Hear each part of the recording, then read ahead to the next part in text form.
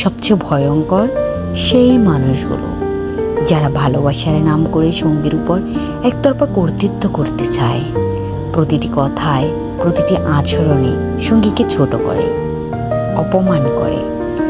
এমন মানুষেরা ভালোবাসা বোঝে না, তারা বোঝে শুধু আধিপত্য, বোঝে কেমন করে একজন মানুষকে ধীরে ধীরে ভেঙে ফেলা যায়, তার ভিতরের আলো নিভিয়ে দেওয়া যায়। তারা সংসার বলে কিছু বোঝে না, তারা বোঝে সংসার মানে একটা জায়গা যেখানে তার কথাই শেষ কথা, তার সুবিধা তার শান্তি ছাড়া কিছুই গুরুত্বপূর্ণ নয়। প্রতিদিন সঙ্গীকে অপমান করে, অবহেলায় মোড়ানো কথাগুলো ছুড়ে মারে, যেন সঙ্গী মানুষ নয়, একটা বোঝা যার ব্যথা ক্লান্তি কান্না কি সবকিছুই মূল্যহীন।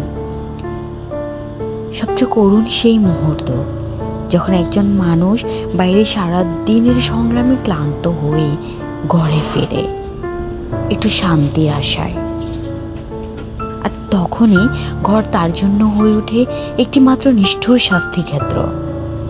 সেখানে না থাকে বোঝাপড়া, না থাকে স্নেহ, না থাকে সহানুভূতি, থাকে কেবল এক পক্ষের অহংকার, অন্য পক্ষের নিঃশব্দ কান্না। এসব মানুষ তখনই আসল রূপ দেখায় যখন সঙ্গীর নীরবতা তারা দুর্বলতা ভাবে। তারা জানে না সে নীরবতা আসলে কি ভয়ঙ্কর আর্তনাদ লুকিয়ে রাখে। সে সহ্য শক্তির পিছনে লুকিয়ে থাকে এক হৃদয়ের করুণ আরতি, আমাকেও একটু বোঝো, আমাকেও একটু ভালোবাসো।